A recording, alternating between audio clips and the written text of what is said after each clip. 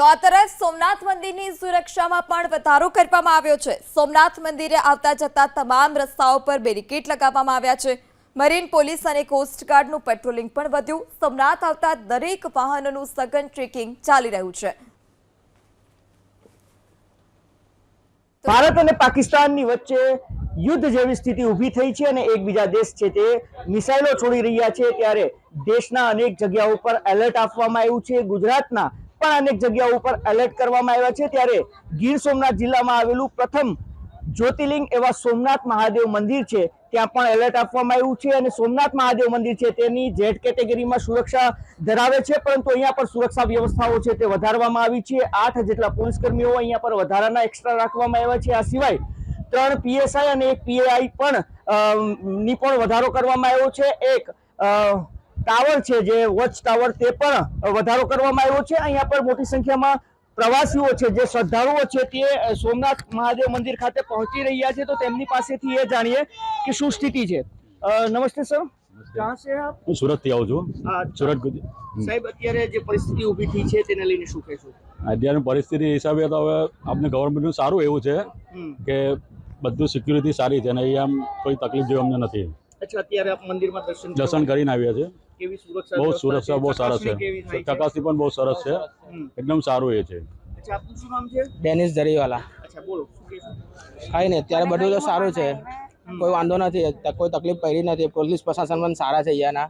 ભારતે જે પગલું લીધું છે એ પણ સારું છે, એકદમ સારું છે। શું નામ છે બેન તમારું? તરુણા જરીવાલા। અચ્છા, તરુણાબેન, શું કહેશો? પહેલા પહેલગામમાં હુમલો થયો, તે બહુ દુઃખ થયું એના માટે। ભારતે પણ એમના માટે સારું કર્યું કે જે એમને સારી રીતની રીતો વાપરી, જવાબ આપ્યો એમનો। જયમો। ઓકે, અચ્છા, આપનું નામ? ભાવિની બેન લાપસીવાલા। પાકિસ્તાનને જે પ્રમાણે ભારતે જવાબ આપ્યો છે, શું માનો છો? બરાબર આ જવાબ છે? હા હા, ઓપરેશન સિંદૂર બરાબર કર્યું છે એમને। હજુ યુદ્ધ વધશે શું લાગે છે આપને? સોમનાથ મહાદેવને શું પ્રાર્થના કરી? સોમનાથ મહાદેવ પ્રાર્થના કરી શાંતિથી બધું પતી જાય સરળતાથી। અચ્છા, આપ શું કહેશો? સોમનાથ મહાદેવને શું પ્રાર્થના કરી? બધું સારું છે, જે છે તે બધું સારું જ કરે। પાકિસ્તાનને જે એની ભાષામાં જવાબ જવાબ આપવો જોઈએ, આપવો જ જોઈએ। શું કહેશો મોદી સાહેબને? મોદી સાહેબ માટે તો બહુ સારું કહેવાય। ઓપરેશન સિંદૂર જે કર્યું છે તે પરફેક્ટ કર્યું છે અને વધારે જવાબ આપવો જોઈએ હવે આનાથી। પાકિસ્તાન અવર્તન નહીં કરે તો વધારે એનો જવાબ આવી રીતે જ આપવો જોઈએ। ઈટનો જવાબ પથ્થરથી આપવો જોઈએ। તો આ શ્રદ્ધાળુઓ હતા, તેમનું કહેવું છે કે ઈંટનો જવાબ છે તે પથ્થરથી આપવો જોઈએ।